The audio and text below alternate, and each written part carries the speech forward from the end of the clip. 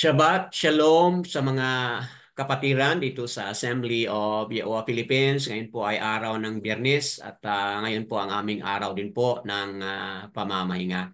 And of course, Shalom sa lahat na ibang araw pa ang inyong pamamahinga. Mga kapatid na makikinig o manunood dito sa ating discussion ngayon, sa ating Torah reading ngayon. Makikita po ito sa Pangalawang Hari or Malakyam, ah, Pangalawang Malakyam o Pangalawang Hari, Chapter 5, ang ating pong Torah reading today.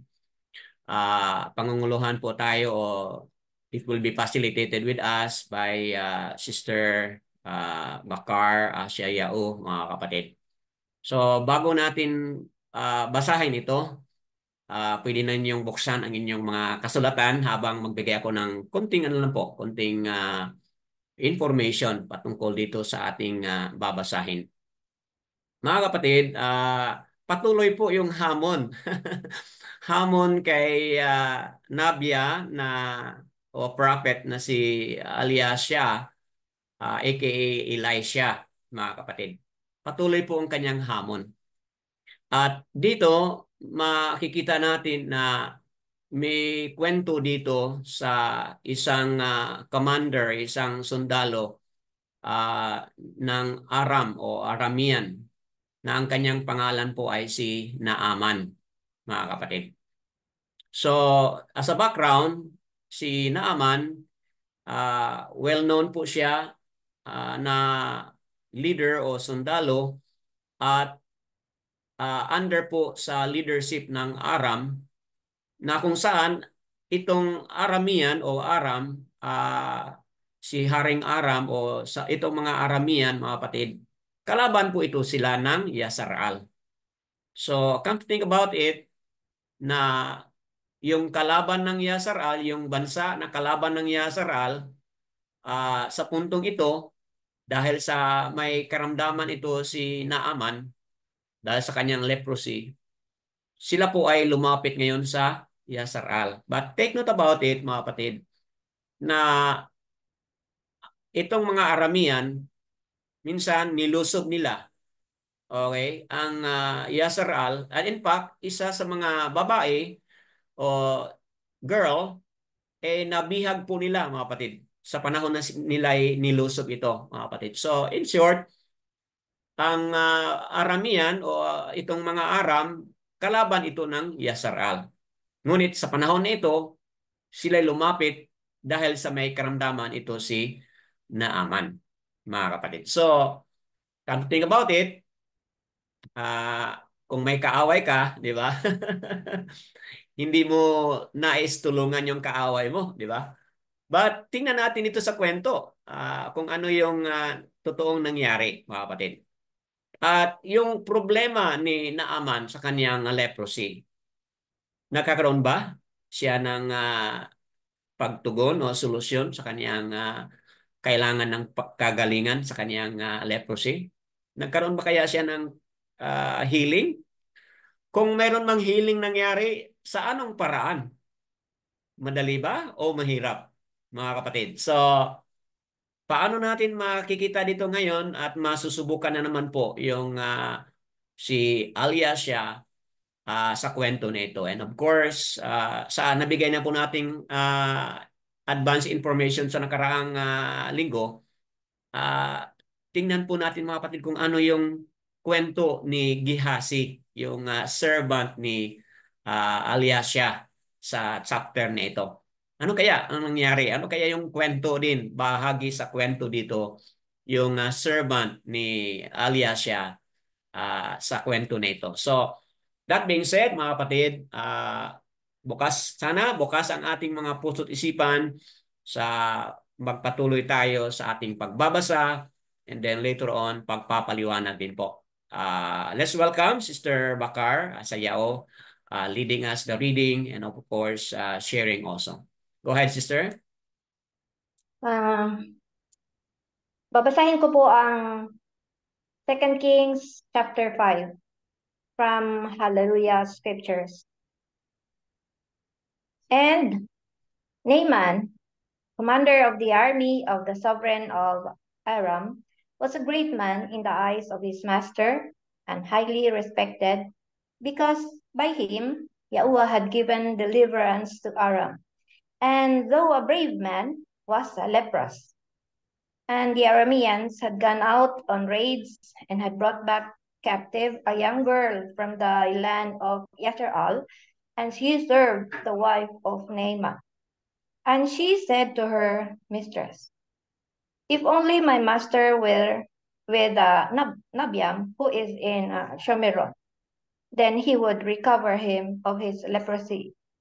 And Naaman went in and reported to his master, saying, thus and thus spoke the girl who is from the land of Yasharal.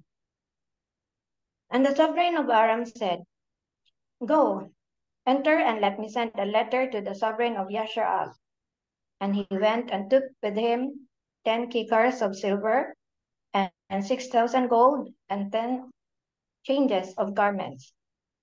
And he brought the letter to the sovereign of Yasharal, which said, and now, when this letter comes to you, see, I have sent Naaman, my servant, to you, so that you shall recover him of his leprosy. And it came to be, when the sovereign of Yasharal read the letter, that he tore his garments and said, am I a Luayam to kill and keep alive, that this man sends a man to me to recover him of his leprosy? For consider now, and see how he is seeking an occasion with me.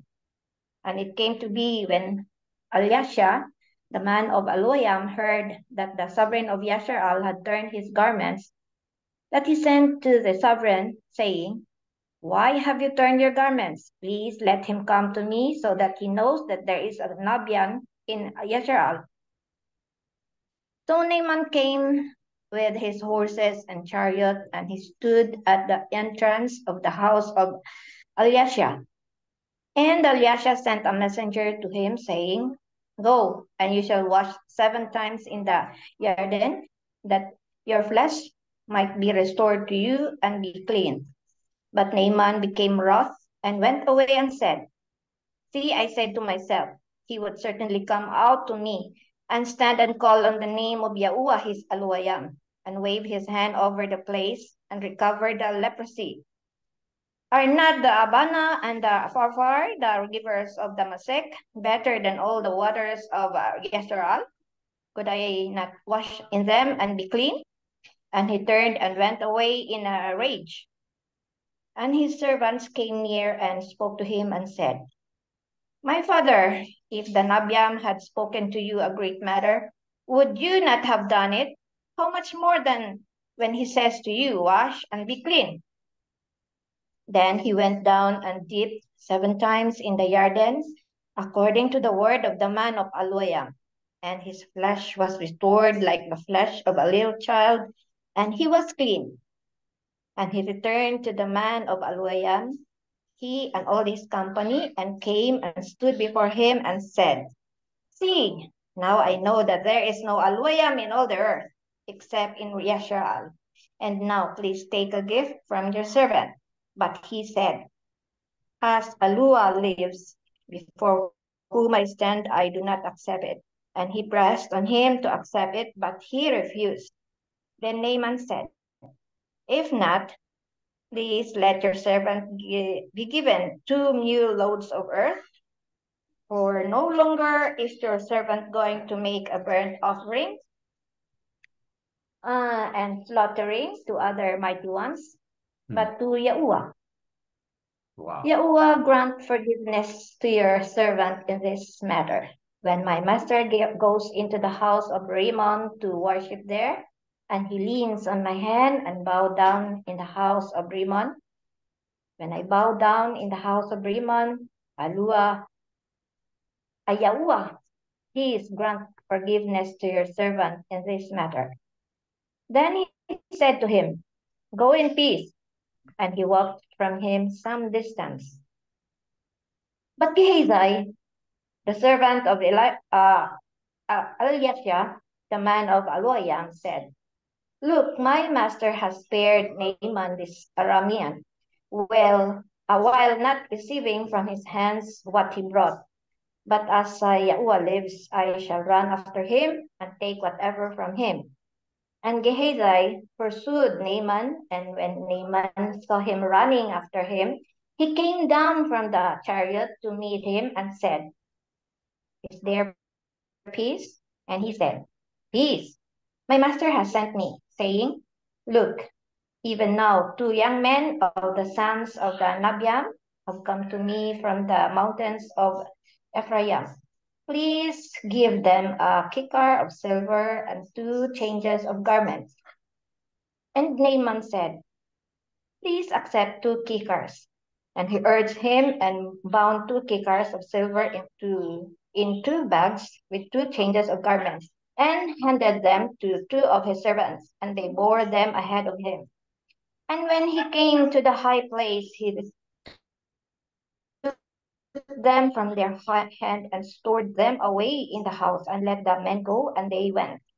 And he went in and stood before his master. And Elisha said to him, 'Where did you go, Gehazi?' And he said, 'Your servant did not go anywhere.' But he said to him, 'Did not my heart go with you when the man turned back from his chariot to meet you? Is it time to accept silver and to accept garments, and olive trees, and vineyards, and sheep, and cattle, and male and female servants? So let the leprosy of Naaman cling to you and your descendants forever.' And he went out from him to leprous as snow. Yadayawa. Ilayo, mga kapatid, sa nabasa na no ni Sister Bakara sa iyo. Narinig natin ang background kanina. Ngayon, narinig na po natin ang kwento. There are 27 na mga verses, mga kapatid, sa ating narinig na at nabasa. So, batay dito, mga kapatid, ano po yung mensahe ni Abi Yahuwah? Ah, o ano ang kanyang pangungusap sa inyo, mga kapatid, batay sa kwento nito. Okay, who would be the first one to share? Okay, Brother Demetrio, nagbukas. You wanna be the first one to share? Go ahead. After you, Sister Baka Asayao. Go ahead.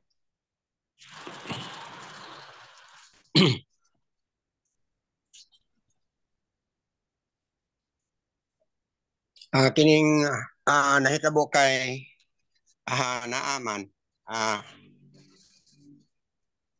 physical kini sa iyang nga nahitabo sa iya. So dili kini siya lalim nga sakit tungod kay gitawag kini nga sangla kung sa Cebuano pa. So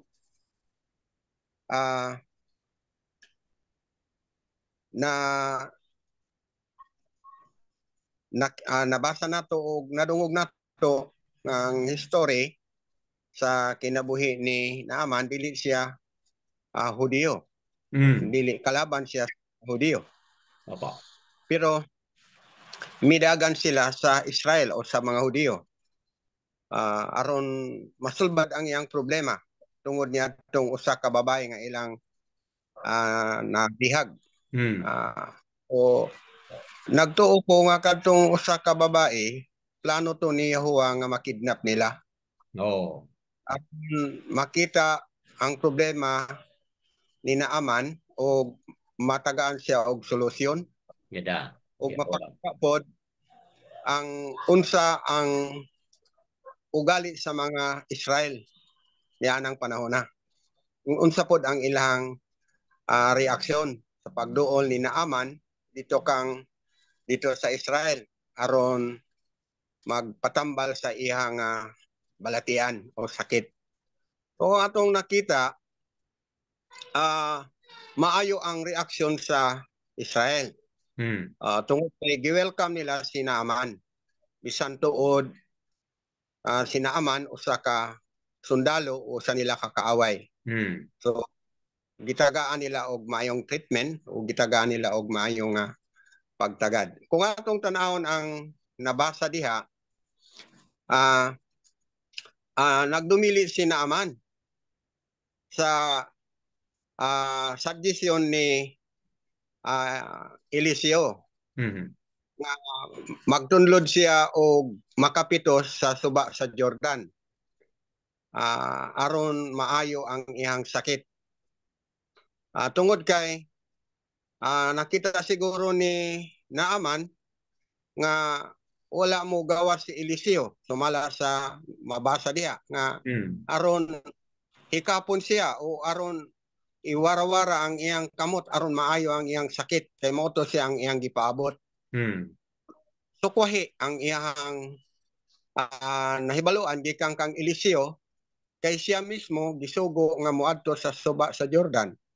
Mutunlod siya og makapito aron siya mamaayo. O gibaliba pero ang babae ngayang sulugoon naghangyo sa iya. Kay kining mga babae naagid siya pagtuo nga sa gisulti ni propeta Eliseo ngadto kang Naaman nga mga instruction mamaayo gyud siya og masulbad ang iyang problema. So short nga istorya, so misugot si Naaman. So mitunlod siya makapito, sumala sa gisugo ni Eliseo. Ug dito nakita ang milagro nga si Naaman naayo ang iyang sanla. Ug matud pa dito sa gisulti nga nahimo batan-on o hamis ang iyang mga pamanit. Tungod kay giayo siya ni Aba Yahuwah sumala sa instruction ni kaning Eliseo.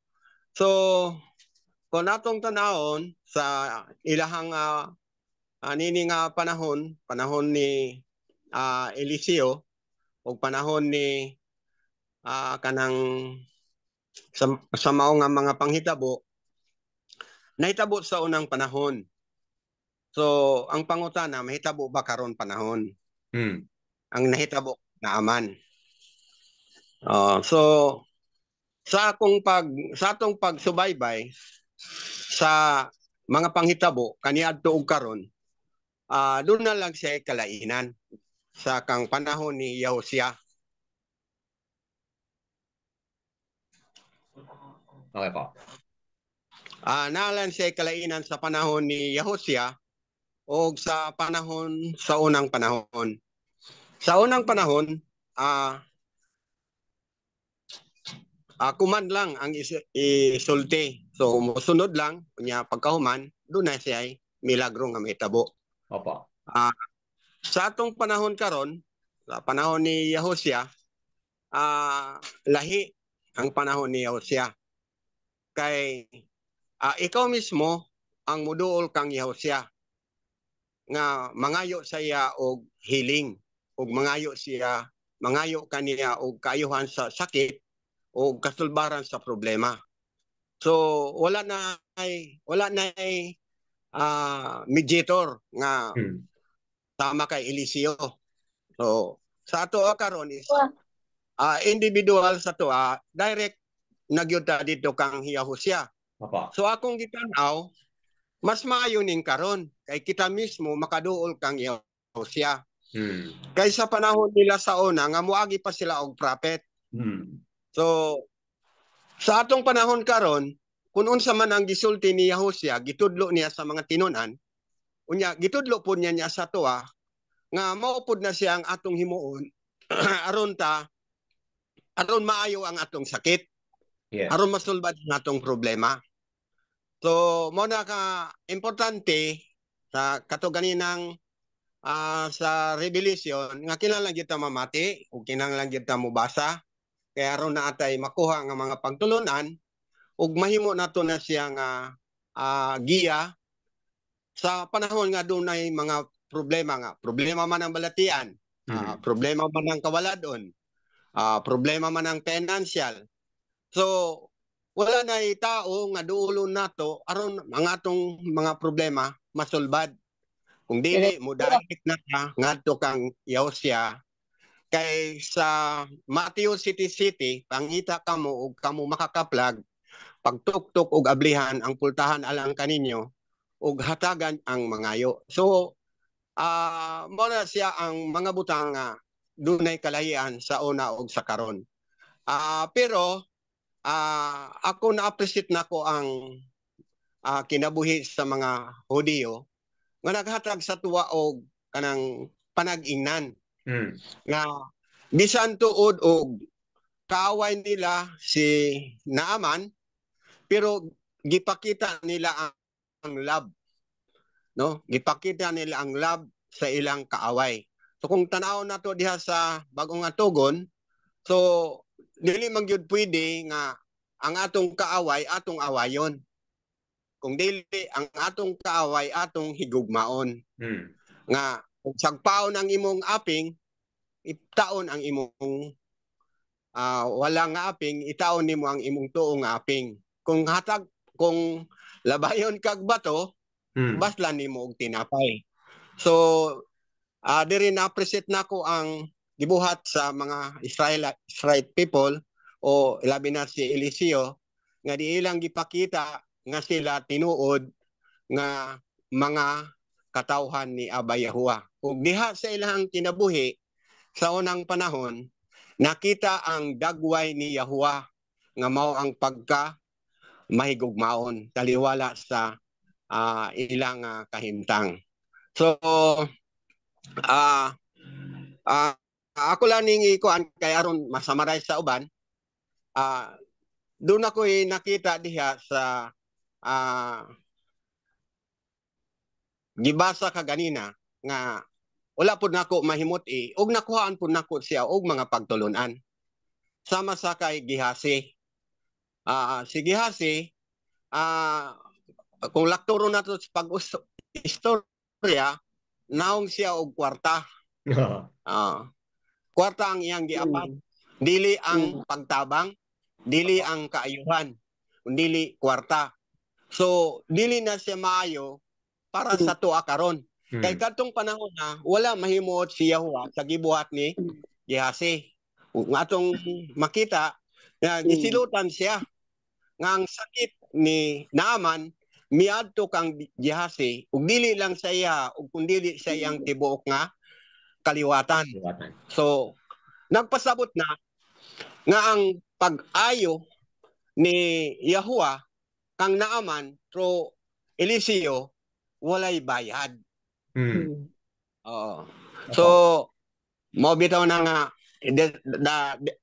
nakaagi naman gyud ko na bisan sa una dili pa ko Yahuwah believer, pero gi-honor nako tong tanan nga nahitabo sa kuwas sa una nga dili to siya ordinaryo nga trabaho sa usa ka ngalan, kundi giila nako to karon nga kadtong maong nahitabo Yahuwah ang nag-work, nagtrabaho. So mahitabo gihapon na siya sa ato ang panahon karon nga dunay uban nga mag-ayo og mga masakiton mo bayad. Pero ang gusto ni Yahuwah nga mahitabo nga kanang makita ba nga ang milagro ni Yahuwah diha sa ato ang makita ang unsa ang dapat natong himuon ni anang mga panahon na.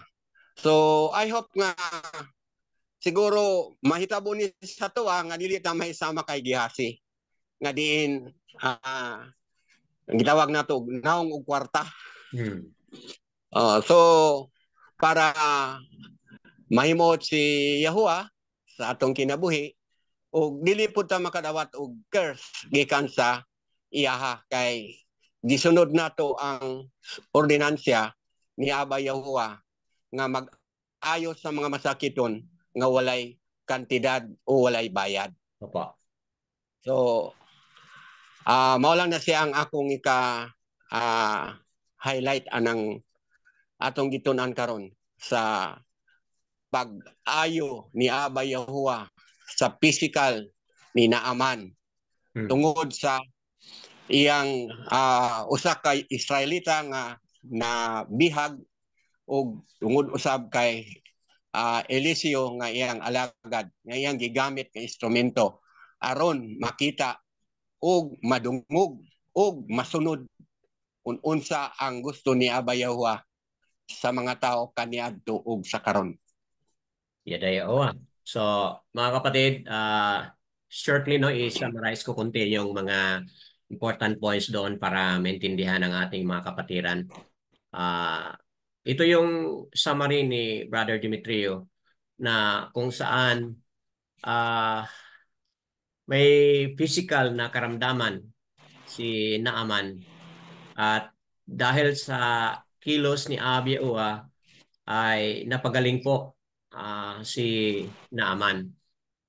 Hindi po madali kasi at first ayaw niya na sundin yung instruction ni Alyasha na mag-dip 7 times. Ayaw niyang sundin.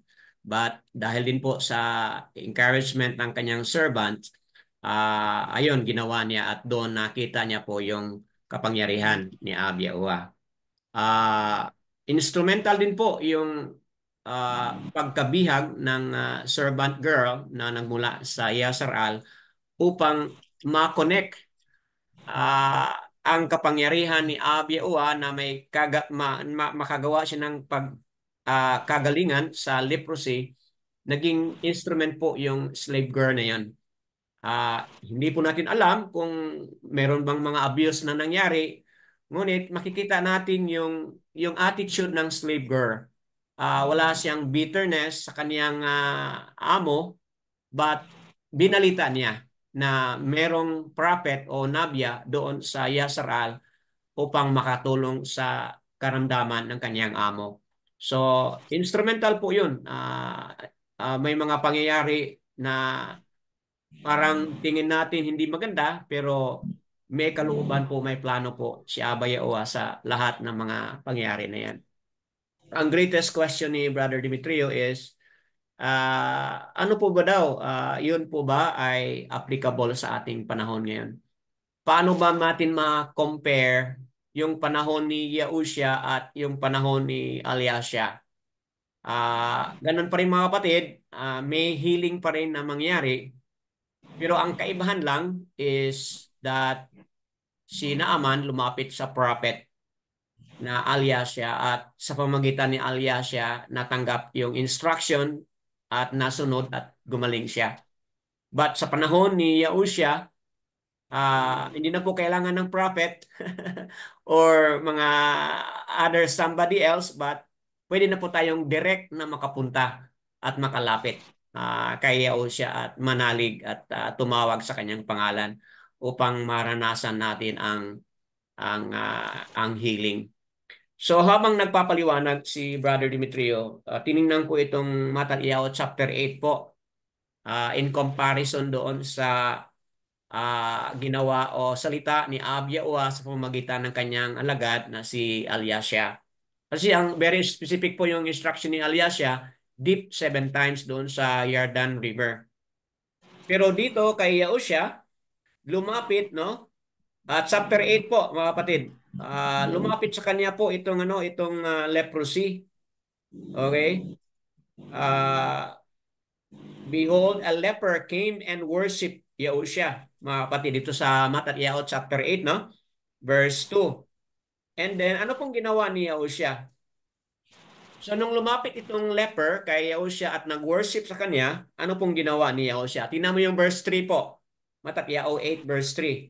Then Yahushua put out his hand and touched him, saying, I am willing, be cleansed. And immediately, his leprosy was cleansed.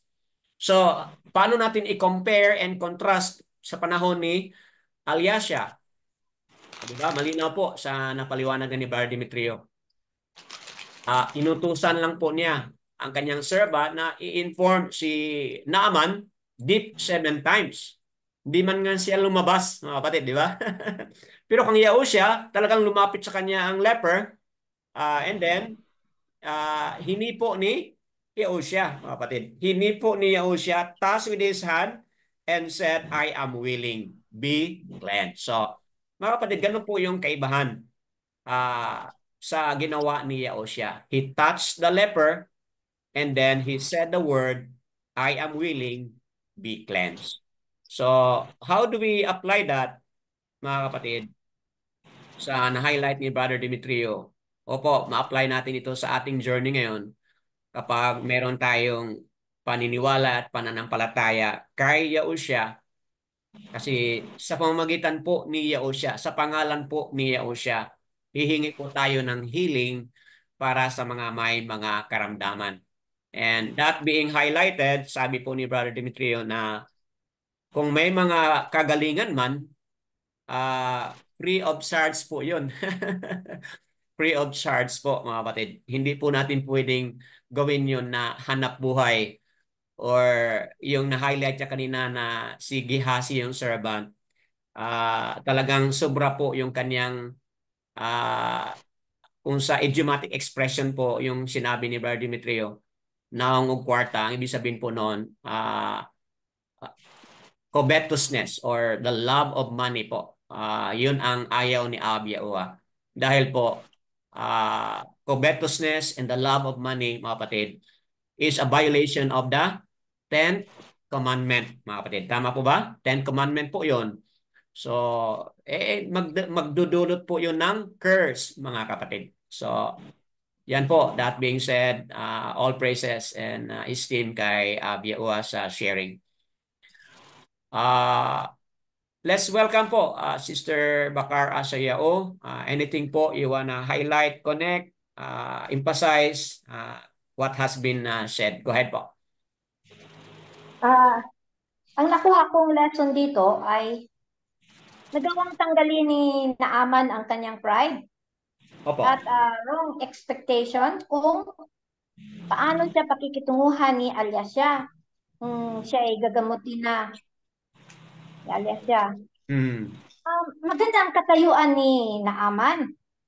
Mabasa natin sa verse 1 na commander nga siya sa army of the sovereign of Aram. Opo. Great man in the eyes of his master na highly respected. Opo. Dahil dito ay proud siya sa sarili niya. Nagkaroon siya ng wrong expectation na bibigyan siya ni Alyasya ng special treatment na haharapin siya, i-entertainin siya personally. Tama. Pero wrong ang expectation niya kasi hindi siya hinarap ni Alyasya at nagpasabi lang sa kanyang servant na si Gehazi na para siya gumaling ay maligo siya ng 7 beses sa Yarden River. Dahil hindi siya hinarap at papaliguin pa siya sa maruming tubig ng Yarden River ay Naaman felt disrespected. Walang respeto daw sa kanya. Wrong din ang expectation ni Naaman na hindi pagpaligo sa maruming Jordan River ang paraan ni Alyasya para siya gumaling. Sabi dito sa verse 11 to 12 ay, see, I said to myself, he would certainly come out to me and stand and call on the name of Yahweh, his Aloyam, and wave his hand over the place and recover the leprosy. Ang inasahan nito ni Naaman ay ipag-pray-over lang siya. Opo. Na call upon the name of the Yahweh, his Aloyam. Kaya yun na, mali ang kanyang expectation. Hindi yung papaliguin siya ng 7 beses sa marumi. Nagreklamo pa siya na sabi niya hindi ba mas maganda pa yung river ng Abana at Aparpar na mas clean pa doon. Nagreklamo pa siya. Pagkasabi nito ay galit na galit nga siyang umalis. Dito ko nakita ang pride ni Naaman. Pero mabuti na lang at yung pride ay naalis at napalitan ng humility on the part of Naaman. Noong his servants advised him to follow Alyas's instruction, ay naging humble enough naman si Naaman to listen to their advice. At doon din sa advice ng slave girl, humble enough din si Naaman na makinig sa sabi ng slave girl tungkol kay Alyasya na alam ng slave girl na makapagpagaling itong propetang si Alyasya. Yun na nga, dito sa verse 3 at verse 13.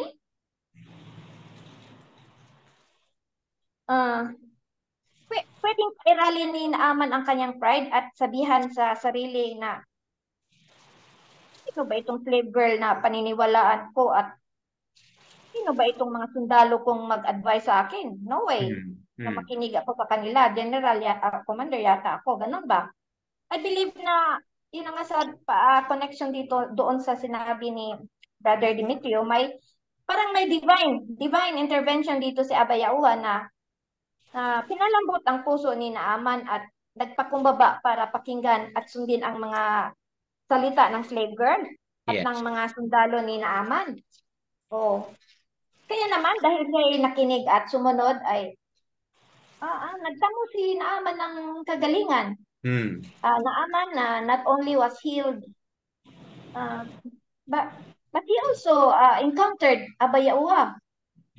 Gumaling si Naaman sa kanyang matatawag kong physical leprosy. Apa. At the same time, gumaling din siya sa kanyang spiritual leprosy. Masabi kong spiritual leprosy, which was idolatry, itong spiritual niyang, kasi believer siya noon ni Rimon, ang mighty being ng Aram. Tama. Pero nang siya ay napagaling na ni Abba Yahuwah ay na-awakened ang kanyang paniniwala at naging Yahuwah believer na siya. Correct. Yan ang sabi dito sa verse 15. Sabi dito, see now, I know that there is no alua in all the earth except in Yasharal. At dito sa verse 17 and 18, dito din mababasa natin na no longer siya nag-offer ng birth offering kay Rimon. Opo. No, at sa verse 18, humingi pa siya ng tawad sa di niya maiwasang pag-bow down kay Rimon. Kung kasama niya ang sovereign ng Aram na sumasamba pa kay Rimon. Kaya sabi niya, pasensya na at alias yun na makakapag-bow down pa rin ako kasi pagkasama ko yung hari ay yung sovereign ay talagang dapat ko siyang sundin. Ang lesson dito ang lesson na nakita ko dito ay tanggalin natin ang ating mga pride at mga wrong expectation dahil ito just a result of frustration, disappointment, wrong decision. Palitan natin ng humility, pagpakumbaba at dahil dito may mangyayaring maganda sa atin. Yan ako, Yada Yahuwah, Brother Dan. Yada Yahuwah, mga kapatid. Okay? I will not add kasi kung I will add pa magtatagal. Let me welcome, mga kapatid, napakagandang mga highlight na po with Brother Demetrio, Sister Baka Sayao. Malinaw na po, mga kapatid, yung what's going on, ano yung mga katuruan, ano yung mensahe ni Abba Yahuwah sa bawat isa sa atin. Anyone else po would like to make connection doon sa nasabi or additional o highlight something else, mga kapatid? Please let us hear and kindly share po, mga kapatid.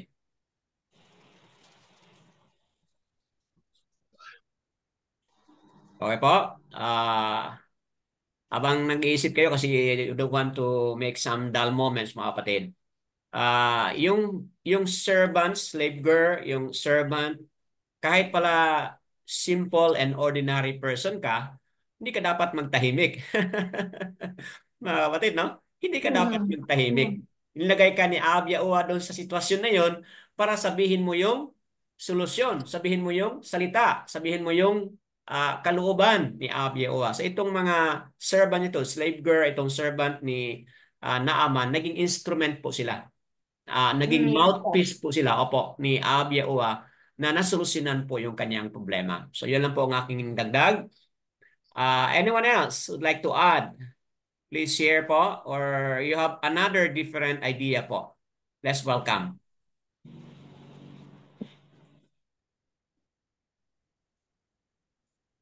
Kindly unmute lang po and then share. Go ahead, Sister Cheryl. Go ahead po.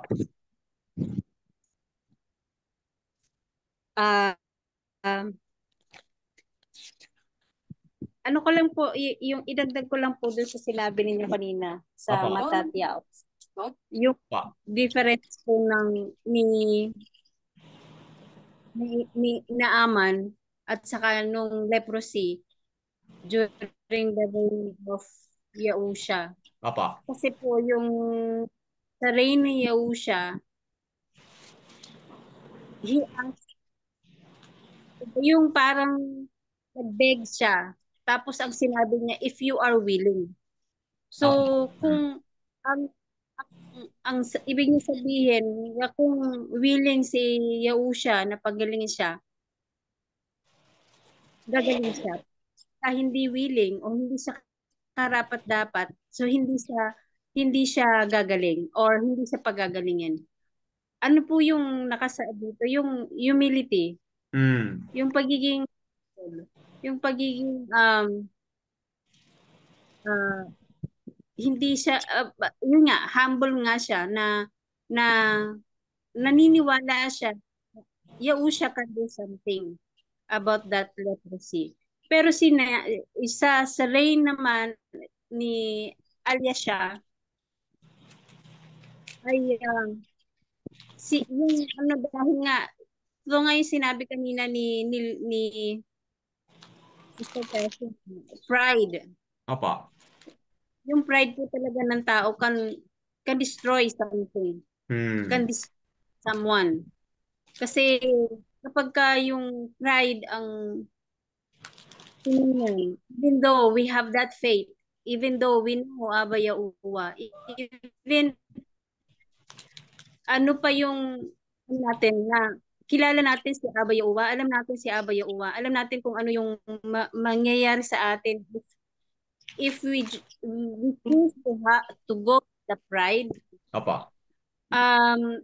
Po nangingibabaw yung pagiging isa sarili, yung pride na binabaliwala na alis yung kung ano yung mangyayari kapag hindi sumusunod ang tao kay Aba Yahuwah sa mga sinasabi niya, sa mga kauturuan niya. Yan po yung nangyayari when ito po saang version, anong chapter po, yung sinabi nakasulat sa New Testament na pride. I forgot. Nawala siya. Yung nakasulat po na na walang magagawa ang pride sa tao. Okay, Proverbs, parang nasa Proverbs po 'yon, no? Pride comes before destruction po. Proverbs po 'yon. 'Yun. Di po ba? Everything is written, everything is taught, pero sa pride ng tao, we all na-deceive tayo ng mga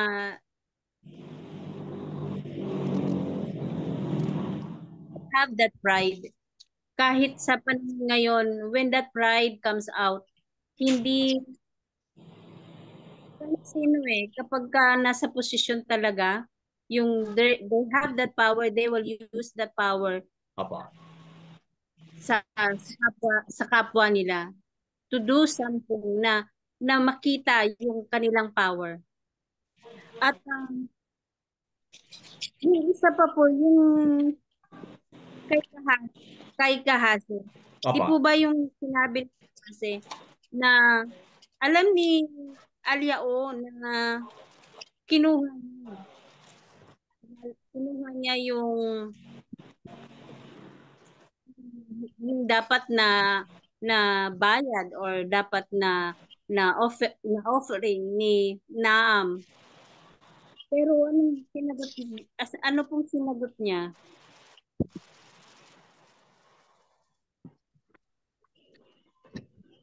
Ang sinagot niya dito na hindi siya, tinanong siya ni Alyao na kung saan siya galing. Alyasha. Tinanong siya ni Alyasha na kung saan siya galing pero nag-deny siya, tagsinungaling. Sinungaling siya. Opo. Di po ba? sabi ni Alyasha, hindi nga ba ang puso ko ay sumama sa iyo? Opo. Niya. So, ano po yung mensahe nito sa atin? We know uh, above us is Aba Yahuwah Opo. at nakikita niya lahat ng ginagawa natin, lahat ng iniisip natin, lahat ng nasa puso natin. But sometimes we chooses natin. Minsan, naiisip natin, and I'm saying this because I am not exempted. Nung nakaraan, pagka na-frustrate ako, I come to a decision na hindi ko ina-ask kay Aba. Hindi ko, basta yun lang naisip ko, and out of these wages, nakakagawa ako ng mali. At then, minsan, na-choose ko yung gusto ko, imbis na isipin ko na hindi ko dapat gawin yon kasi alam ni Aba ang gagawin ko. At alam ko na alam ni Aba Yahuwah na kapag gumawa ako ng mali, nasasaktan ko siya. So, ito po yung tuturuan sa atin na we have to be very careful kung ano yung gagawin natin, kung ano yung sasabihin natin. We have to hide ourselves para makita si Aba Yahuwah sa buhay natin. And we are not walking this life now for ourselves, but we are walking these lives now for Aba Yahuwah, for the glory of Aba Yahuwah. Yun lang po, brother. Yada Yahuwah po sa napakagandang sharing ni Sister Cheryl, also with personal application sa kanyang buhay. Let's hear po, Sister Lilieta. You wanna share something po? Brother Dan, Opo. kunti lang po. Opo. Di ba ang Jordan River ngayon famous sa tourism po? Okay, sa current situation na. Situation di po ba? Dahil may mga misconception po na lalo na mga Catholic o mga Christians din po na pupunta doon physically upang sila lulubog doon sa Jordan River para malinis. Kaya lang, sabi po, yun lang ang na-focus po nila eh. Kaya lang, meron sa Isaiah po, Brother Dan. Isaiah 16, sinabi, wash yourselves, make yourselves clean. Put away the evil of your doings from before my eyes. Stop doing evil. Yun ang hindi na nakita ang pansin ng mga tao ngayon. Dahil, ano ang mga tao ngayon eh, kung ano ang maano na sa kanilang katawan, body ba, dito na nakikita sa fasad. Papa. Pero hindi nakita yung true essence of, at alam kong bakit sinaham ba yun, brother, na heal? Naaman. Siya ba yun? Bakit siya na-heal po? Kasi ang nakakita lang ng ating puso ay si Yahuwah lang talaga. Di ba pag sinabi na go there and maligo ka doon, kasi alam ng, o siya, he obeyed, di ba? Kaya siya nalinis. Papa. Yung iba, bakit pumunta doon? Di ba, parang naano nila sa scripture na go there and linis. Kaya lang, hindi ho nakita, dapat gusto makita, siya wala nakita kay Naam kung ano sa puso talaga niya. Kaya tayo din, maski pupunta sa Jordan River, it's a historical place na andun talaga nakapangyari yung ancient na talagang pangyayari. But if yung puso ay hindi ho makita ni Yahuwah, wala ho. It's not really the true essence there. Yung essence po doon ay yung puso mo na nakita na Yahuwah na gusto mo bang gumaling talaga? Obey me. Then ganon. Parang yung hindi lang wash yourselves and make yourselves clean, hindi lang. Ang naka deep inside doon is put away the evil of your doings. Yun po ang ilinisin eh. Hindi yung physically na malinis ka sa Jordan River. I think yun na ang nakuha kong insight, Brother Dan. Opo. So, magandang point po yon, mga kapatid, no? Habang nagpaliwanag ka, sister, yung obedience dapat ni Naaman doon sa salita ni Abia Yahuwah through Alyasha, deep 7 times. Okay? So, yun po ang nahamon sa kanyang anger, sa kanyang pride as connected na nasabi na kanina sa tatlong mga kapatiran natin. But nahadlangan po yung pride na yon dahil sa word ng kanyang servant. Why don't you do as what the prophet said, di ba? And be clean. So, nahadlangan yung kanyang pride, rather huminto yung kanyang pride dahil sa nagsalita ang kanyang servant. At doon sa word na iyon, nagkaroon po ng humility and submission. Ginawa yung obedience. Kinumply niya yung ano yung sinabi ni Aliasya. So, totoo yung sinabi mo, sister, na sa panahon ngayon, pwedeng may mga tao na nakapokus lang sila sa mga material and external things at doon lumubog sila sa Jordan River at akala nila may healing na sila pero wala po. Out from obedience to the word of Abi Yahuwah and humbling ourselves, okay po, walang healing na o walang inner healing. Walang spiritual healing na mangyayari. Batay po sa inyong paliwanag, Sister Lilita. Yada Yaowa po. Praises kay Abi Yaowa. Okay. Yes. You wanna add something, Sister Bakar? May dagdag lang po ako doon. Connected dito sa napag-usapan na natin dito sa pinag-usapan mo po kay Sister Lilita, kay Sister Chiril. Ang naisip ko lang po, Brother Dan, sa panahon ngayon, masasabi kong maraming may sakit ng leprosy of sin, of self-idolizing nga. Kasi nawawala na sa kanila ang, excuse me lang po Papa. So, ni-highlight ni Sister Bakar kasi yung other aspect of sickness. Go ahead po. Kasi nimute po, Brother Dan, kasi maingay. Ingay mo na bata. Naisip ko lang, Brother Dan, ba na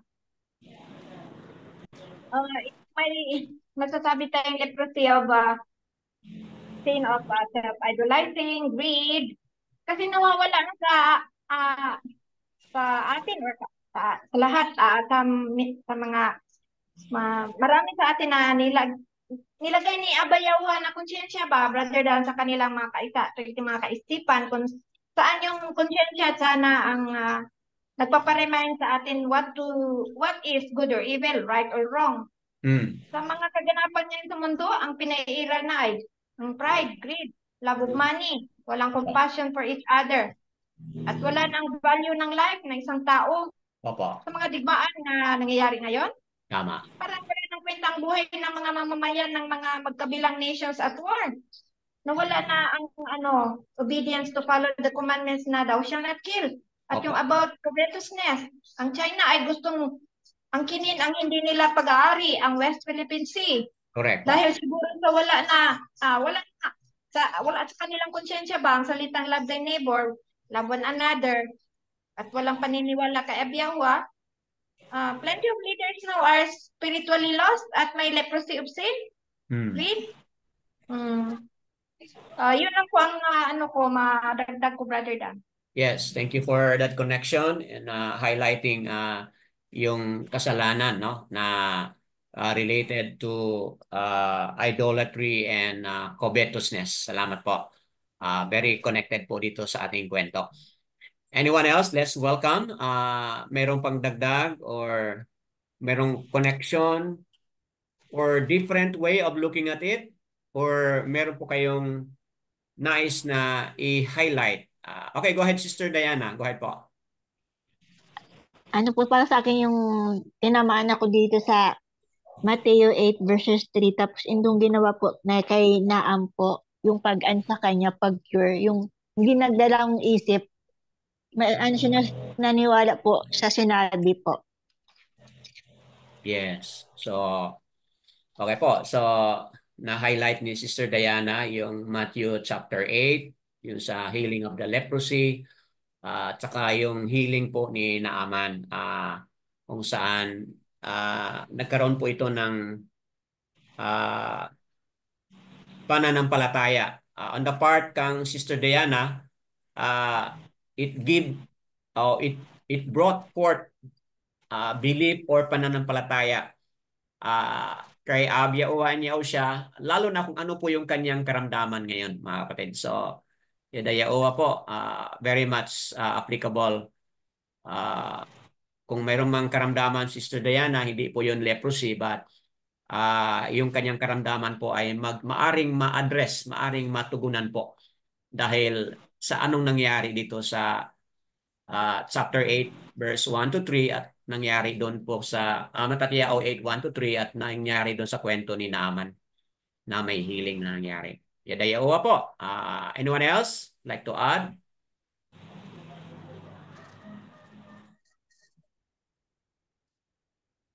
Brother Ron, something to add? Sister Leah, Brother Darrell is here. Sister Imelda, Brother Exactly. You wanna add something, Sister Melanie?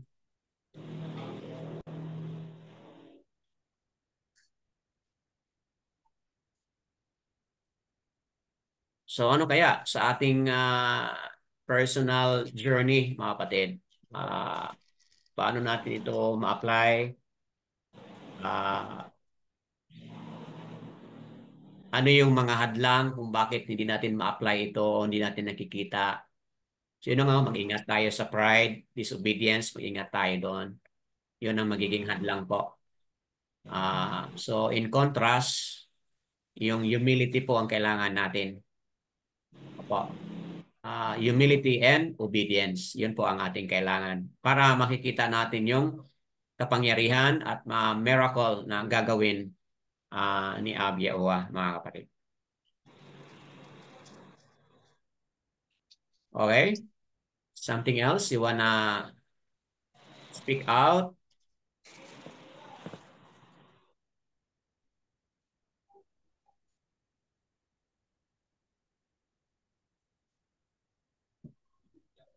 Brother Dan. Go ahead po.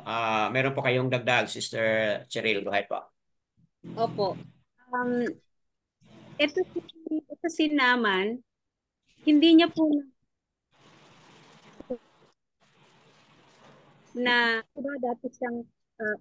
dati niyang ni-raid yung Yasharel. Tapos ngayon, lumapit siya doon sa Yasharel. Hindi man lang niya naisip na he have to go there to himself dahil meron siyang maling ginawa. Okay. Di ba?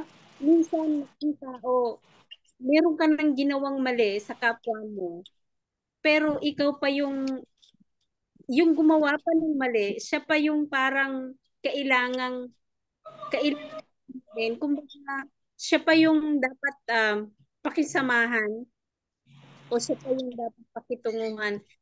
Yun yung na ugali or personality ni Naaman na dapat hindi nangyayari sa kanila sa tao ngayon, sa tao ngayon. Talagang tayo, we have to seek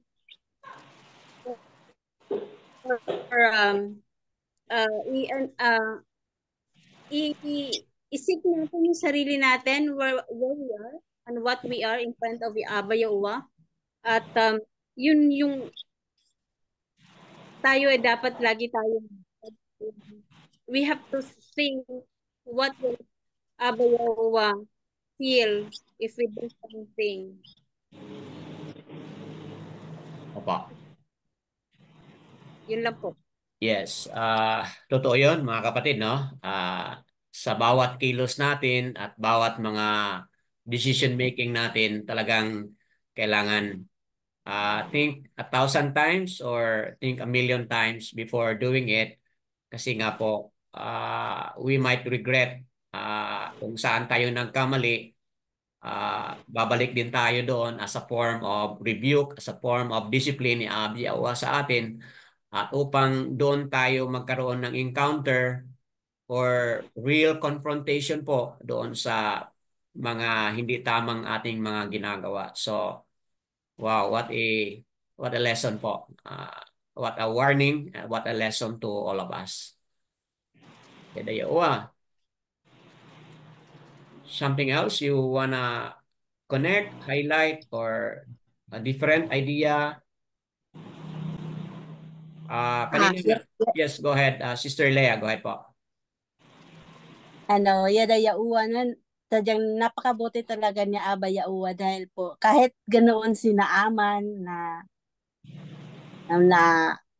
sabihin mo natin ma-pride, arrogante, pero pinalambot siya ni Aba Yaua.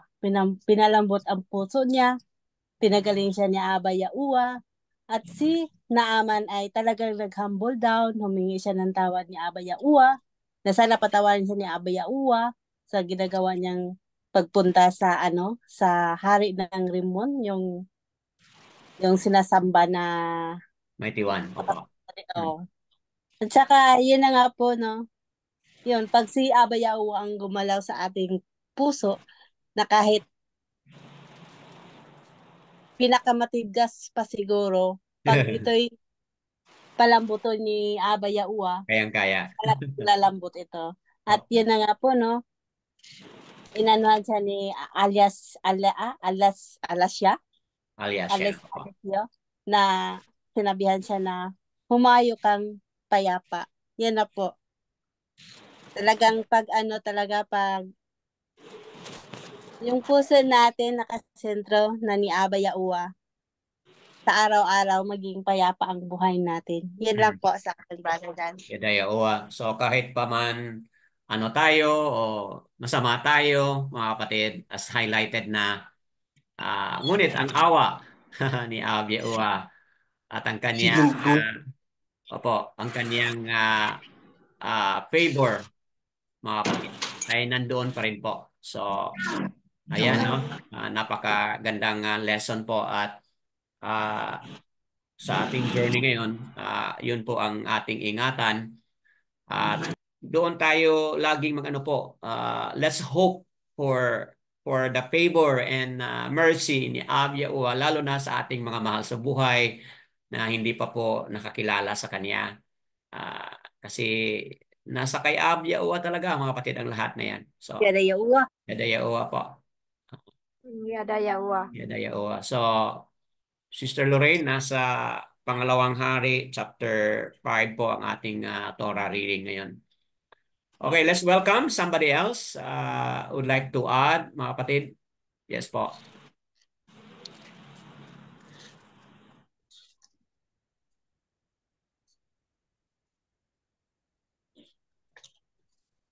Brother Brother Darrell, something to add? Sister Imelda, Brother Ron, meron pa kayong idagdag?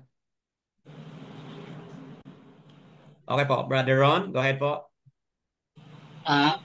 Doon po sa nadinig ko, sa istorya ni General Naam ba yun? Opo. Nung humihingi siya ng tulong sa propeta Elisaya ba yun? Alyasha, sorry. Medyo nung umani siya, may pagka-arrogante pa, no po? Opo. Kasi nga, mataas siya sa lipunan eh. Kumbaga, yung River of Jordan, I believe, kaya ayaw niyang maligo doon dahil marumi yun. Kasi namimili siya eh. So, ang take-out po doon is, pagdating po kay Aba Yaua, your arrogance, your pride, or whatever you have in your personality would not work. Opo. Dahil awa lang naman po ang kaya nating hingin kay Aba Yaua. Hindi po tayo pwedeng mag-demand sa kanya na kailangan mo itong gawin kailangan ibigay mo to, ito, yan, ganyan. O gawin mo itong ganito, kung kanino pa man. Hindi po uubra yun kay Aba Yaua. Tayo pong maliliit na alipin. Awa lang po. Sa awa lang po tayo maliligtas. O gagaling o whatever. Kaya doon po sa mga nadinig ko na sa mga dati kong yung pong dati kong inaatenan, na ang tao po nagpaplano ng kanyang sariling lakad. Pero si Aba Yahuwah po ang nagtutuwid nun. So ibig sabihin, we are totally reliant kay Aba Yahuwah. Opo. Wala tayong magagawa, wala tayong ma-achieve, walang magaling dito sa mundo na to. Walang mabuti, walang magaling, walang dakila dito sa mundo na lumalakad sa lupa. Si Aba Yahuwah lang. At ang kanyang bugtong na anak, ang ating manunubos, si Yahusa Amasaya. Kaya po, ang kailangan nating laging isipin na anuman ang dumadating sa buhay natin, katulad nga ng sinabi ni Brother Exactly, unexpected blessing. Okay? So, lahat ng darating, napapakinabangan natin o tatangkilikin natin dito sa lupa. Iisa lang po ang pinanggagalingan. No? Hindi po dahil sa tao, hindi po dahil sa kung kanino pa man. Yun po dumadating sa inyo dahil sa awa at sa pagpapala ni Aba Yahuwah. Wala pong magaling sa lupa.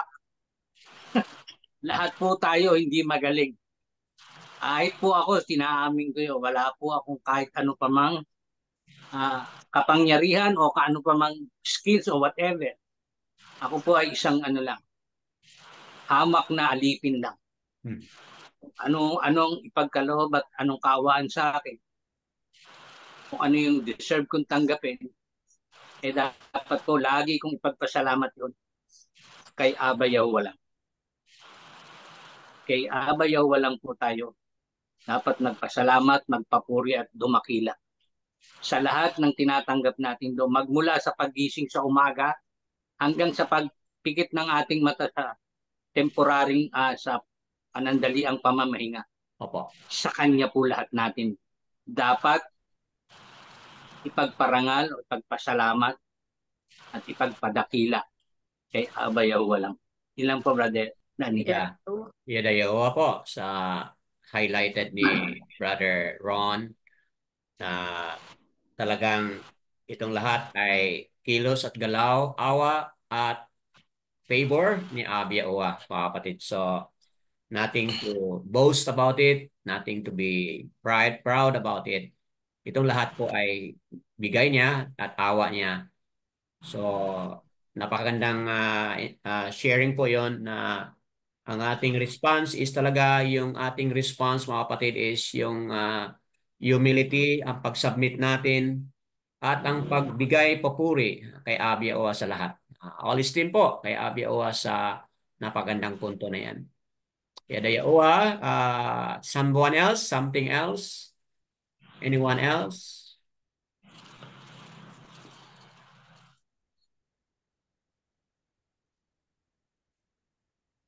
Meron kayong dagdag, Brother Demetrio? You wanna share something pa? Para sa ato karon nga mga Yahuwah believer, yung matitigas na mga puso ng mga kaibigan natin, kasama natin, kapatid natin, asawa natin, anak natin, apo natin, si Aba Yahuwah lang talaga ang makagawa ng paraan para malambot ang kanilang puso. At darating rin ang araw na sila tatawag sa pangalan ni Yahuwah. So, wag lang tayong matakot at wag lang tayong maano sa kanila kasi patuloy lang ang pag-pray natin kay Aba Yahuwah na palambutin ni Yahuwah ang puso nila. Kasi hindi tayo makapalambot ng puso ng tao. Si Naaman, talagang pinili siya ni Aba Yahuwah para makakilala sa kanya. Ang gawin natin ngayon, yung nangyari kay Naaman, mangyari din sa atin mga mahal sa buhay na si Yahuwah lang talaga ang makagawa ng pagpalambot sa kanilang puso. Yes. Yada Yahuwah po. Yada Yahuwah. So, napakagandang dagdag, mga kapatid. Napaka-realistic po doon sa ating journey ngayon. Totoong-totoo sa ating journey ngayon.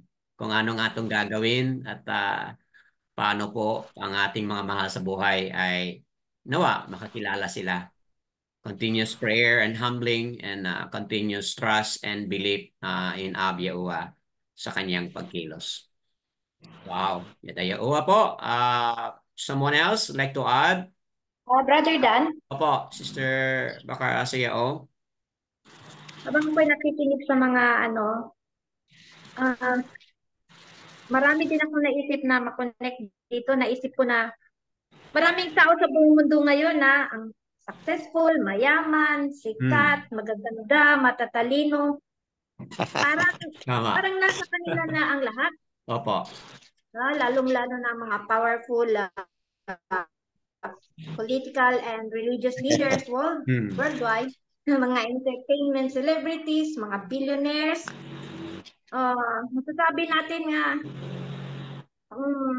maganda siguro ang buhay nila, pero natin dapat kainggitan sila.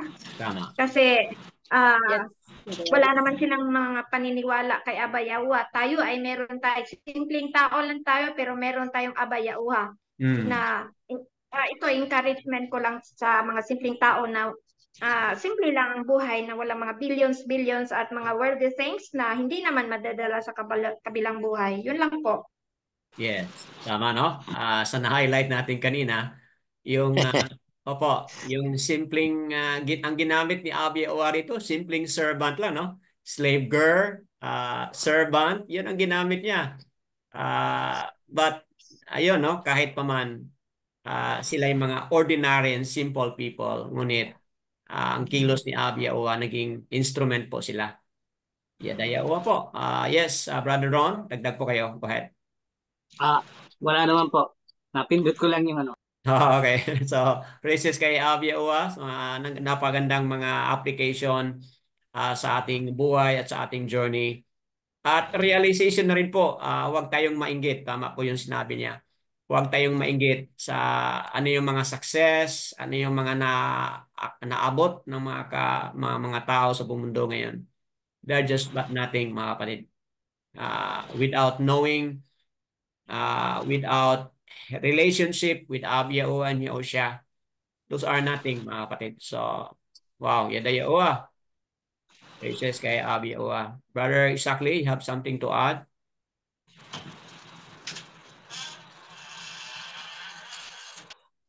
Okay po. Sa dakong ito, kung wala na pong magdagdag, mga kapatid, let's sum up everything. Sa napakagandang discussion, meron tayo, mga kapatid, words na pabalik-balik na highlight, yung word na pride, opo. In contrast to humility and obedience, na-highlight po yon. At ano pa po, yung pagkilos ni Abi Yahuwah, si Abi Yahuwah yung pumili, si Abi Yahuwah yung involved sa lahat. At dahil sa kanyang awa at kilos, kanyang pabor, mga kapatid, maaari pong makakilala at maranasan ang kilos at ang kapangyarihan ni Abi Yahuwah. So, walang imposible nga, opo, kasi leprosy ito, pwede na siyang magkasakit for lifetime, pero natugunan ni Abi Yahuwah ang lahat dahil sa kanyang pagkilos. Ginamit niya several people. Siyempre, ang kanyang alagad na si Alyasya ginamit po upang matugunan ang pangangailangan ni Naaman. At dahil dyan, nagkaroon po siya ng personal encounter at nakilala niya at maaari na po siyang maging believer ni Abi Yahuwah, mga kapatid. So, kung nasaan man tayong dako ngayon sa ating journey, saang area at level dito ma-apply natin ang ating napag-usapan ngayon, mga kapatid. Nawa, itong words, itong truth na ating natanggap ay maging instrument po kung saan ang kilos ni Abi Yahuwah ay ating matanggap, maramdaman, at hindi lang po sa atin, but sa atin din pong mga immediate family. Kung nasaan man tayo, sa trabaho man, o sa pamilya, o sa anong dako ng lugar kung saan tayo, mga kapatid. So, all esteem and praises kay Abba Yahuwah.